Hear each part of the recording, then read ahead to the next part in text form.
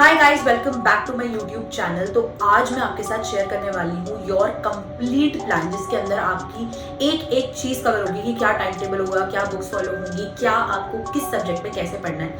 और ये जो पूरा टाइम टेबल है ये मेरे एक्सपीरियंस पर बेस्ड है। मैं खुद एक ड्रॉपर रह चुकी हूँ, मैंने वो सारी गलतियाँ करके देखी हैं और सारी चीज़ें कैसे इम्प्रूव की हैं वो मैं आज आपको इस वीडियो में बताऊँगी। तो आप इस वीडियो को बिल्कुल प्रॉपरली फॉलो कर सकते हैं and you can easily score a very good score next year in NEET. And सबसे पहले इस वीडियो को शुरू करने से पहले, एक तो ये वीडियो थोड़ी लंबी हो सकती है तो इस वीडियो को पूरी देखना। प्लस अगर आप कोई ऐसे स्टूडेंट हो जो बहुत अर्ली स्टार्ट करोगे तो it will definitely give you an extra edge. अगर आपको लग रहा है कि आपका स्कोर कम है और आपको आपकी स्टेट में एडमिशन नहीं मिलेगा तो आप थोड़ा सा खुद को ब्रेक देके 5-6 दिन का ब्रेक देके ये प्लान से शुरुआत कर सकते हो। ज्यादा टाइम मत वेस्ट करो काउंसलिंग में, जब आपको पता है कि कट ऑफ क्या रहते हैं। आप एक हफ्ता लो, 10 दिन लो, थोड़ा ब्रेक लो, एंजॉय करो और उसके बाद लग जाओ दोबारा से अपनी तैयारी करने। तो अब हम सबसे पहले शुरू करेंगे कि क्या आपका टाइम टेबल होना चाहिए। वो टाइम टेबल जो मैंने फॉलो किया था, मैंने कैसे पढ़ाई की थी, पूरे एक साल क्या किया था। तो मेरा कुछ टाइम टेबल ऐसे रहता था कि मेरी 8:30 बजे से लेकर शाम तक कोचिंग रहती थी और मैं उस कोचिंग में जाती थी। एंड मेरा कुछ ऐसा था कि 8:30 बजे शुरू होती थी एंड अराउंड 1:30 से 2 बजे तक मेरी कोचिंग रहा करती थी। एंड उसके बाद मैं क्या करती थी कि 1:30 बजे वहीं पर ही कोचिंग से वापस घर नहीं आती थी, वहीं पर ही बैठ जाती थी और लगभग 5 बजे तक जितना भी सुबह 8:30 बजे से 1:30 बजे तक पढ़ाया होता था वो वहीं पर ही रिवाइज करके आती थी। एक चीज़ जो मैं आपको यहाँ पे बताना चाहूँगी, हमें हमेशा लगता है कि कुछ बड़ा करने के लिए हमें कुछ अलग करना पड़ेगा, कुछ बहुत ही एक्स्ट्रा ऑर्डिनरी करना पड़ेगा। बट ये समझना बहुत ज़रूरी है कि कुछ बड़ा करने के लिए, कोई बड़ी रैंक लाने के लिए हमें बहुत ही सिंपल चीज़ें करनी है। मैक्सिमम लोग ये सिंपल चीज़ें ही नहीं करेंगे। और वो सिंपलेस्ट चीज़, अगर मैं आपको एक ऐसी चीज़ बताऊं जिससे जो अगर आप फॉलो कर लो तो आपका नीट में सिलेक्शन होना फॉर श्योर है, मैं आपको गारंटी दे सकती हूँ उस बात की कि आपका सिलेक्शन हो जाएगा। और वो इतनी सिंपल चीज़ है, लेकिन फिर भी वो सिंपल चीज़ मैक्सिमम लोग नहीं फॉलो कर पाएंगे। और वो सिंपल चीज़ है रेगुलरली पढ़ना। लास्ट के 3 महीने में, 2 महीने में पढ़ के आप थोड़ी बहुत किस्मत के साथ हो सकता है आपका सिलेक्शन हो जाए, लेकिन द राइट वे जो आपको एक अश्योर करता है कि आप एक अच्छी रैंक और अच्छे कॉलेज के साथ आपका सिलेक्शन होगा, वो सब तरीका यही है कि आप डेली का डेली पढ़ो। लास्ट के 2 महीने 3 महीने पढ़ने से कुछ नहीं होगा। अगर कोई एक ऐसा बच्चा है जो पूरे साल रेगुलरली हर दिन पढ़ रहा है, आप उसको 2 महीने में 3 महीने में बीट नहीं कर पाओगे। And this is a fact. So the simplest thing you have to do कि जो आपको पढ़ाया जा रहा है वो आपको उसी दिन खत्म करना है।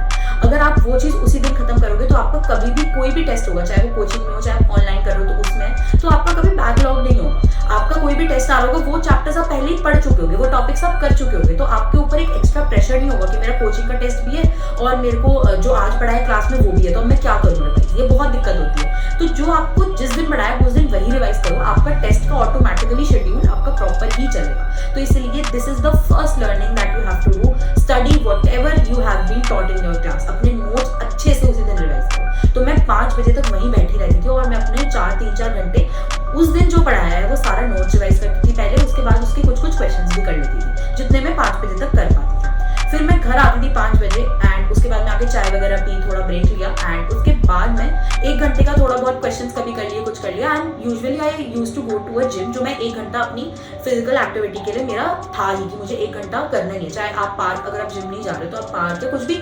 1-आधा घंटा एटलीस्ट अपनी फिजिकल एक्टिविटी के लिए आपको डालना ही है। क्योंकि देखो ये लॉन्ग टर्म ना आपको पढ़ने में भी मदद करेगा। ऐसा नहीं होता कि फिजिकल एक्टिविटी से आप सिर्फ अपनी बॉडी बना रहे हो या फिर आप मतलब कुछ फिजिकल आप पतले हो रहे हो या मोटे, व्हाटएवर, ऐसा नहीं होता है। फिजिकल एक्टिविटी से आपको बेटर आप पढ़ भी पाओगे, बेटर समझ भी पाओगे, because in a healthy body resides a healthy mind. तो इसलिए अपनी उन चीज़ों का भी ध्यान रखो। ये बहुत ही लंबा पीरियड है, 1 साल एक अच्छा खासा लंबा पीरियड है। तो ऐसा नहीं हमें करना है कि बस हम घर बैठे रहें और कभी ना तो पार्क जाए ना कहीं बाहर जाए। It is important to have some sort of physical activity.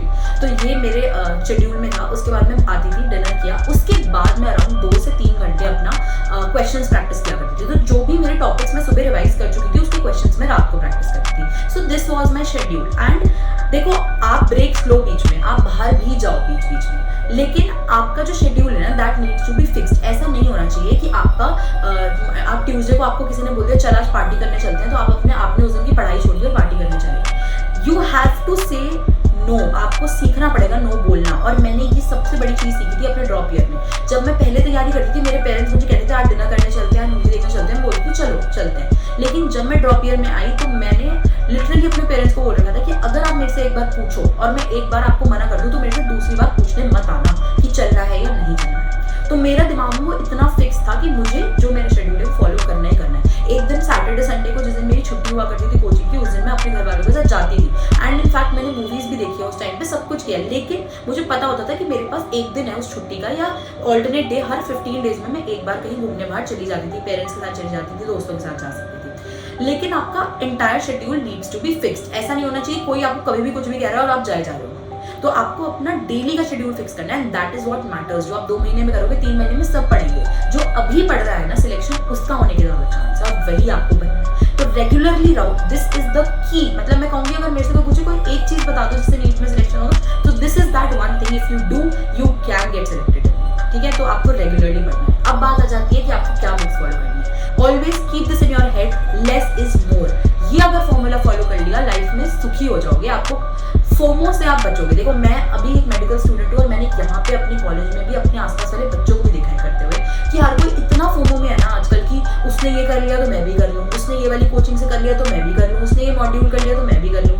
आप एक चीज करो, उस पर फिक्स करो, और अगर आपका उससे सिलेक्शन ना हो तो बात ही नहीं है। फिर अभी तक जितने मैंने अपने दोस्तों से बात की है, मैंने खुद ही एक्सपीरियंस किया कि अगर आपकी एक सोर्स फिक्स होती है ना, मैंने कोचिंग आकाश से ली थी उस टाइम पे, तब ऑफलाइन कोचिंग का बहुत ज्यादा था, ऑनलाइन कोचिंग इतना ट्रेंड में भी नहीं थी, ऑनलाइन कोचिंग इतनी होती भी नहीं थी आई थिंक नीट यूजी की। तो आकाश से मैंने कोचिंग अपनी ज्वाइन की थी, और मेरे को जो भी उन्होंने मॉड्यूल दिए मैंने आंख बंद करके वही मॉड्यूल 2 बार 3 बार 4 बार सॉल्व करे हुए थे। एंड मुझे at the end of the day ना बहुत सारी चीजें आ गई थी, मैं कोई भी बाहर का भी क्वेश्चन सॉल्व कर पा रही थी क्योंकि मेरे कॉन्सेप्ट्स क्लियर थे।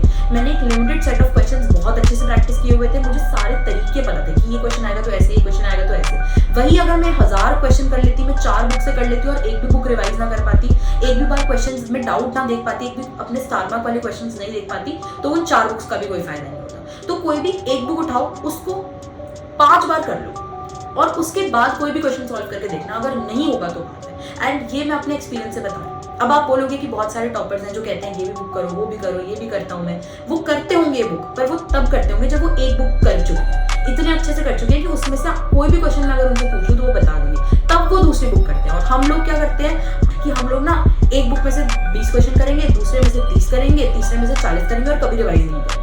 तो ये नहीं करना, you have to avoid this. तो stick to one source, this is the second learning which you have to keep in your head. और ये पूरे साल रखना है, चाहे आपका कोई दोस्त कोई बुक करे, आप एक बुक उठाओ और उसी को करो। अब तीसरी चीज आ जाती है हमें बुक्स क्या फॉलो करनी चाहिए, क्या हमारी अप्रोच होनी चाहिए सब्जेक्ट के लिए। तो सबसे पहले हम लोग शुरू करते हैं बायोलॉजी से। एनसीईआरटी आपका बेस होना चाहिए। जो भी टीचर आपको पढ़ा रहा है वो इसलिए पढ़ा रहा है ताकि आप एनसीईआरटी समझ पाओ। समझ रहे हो ये बात?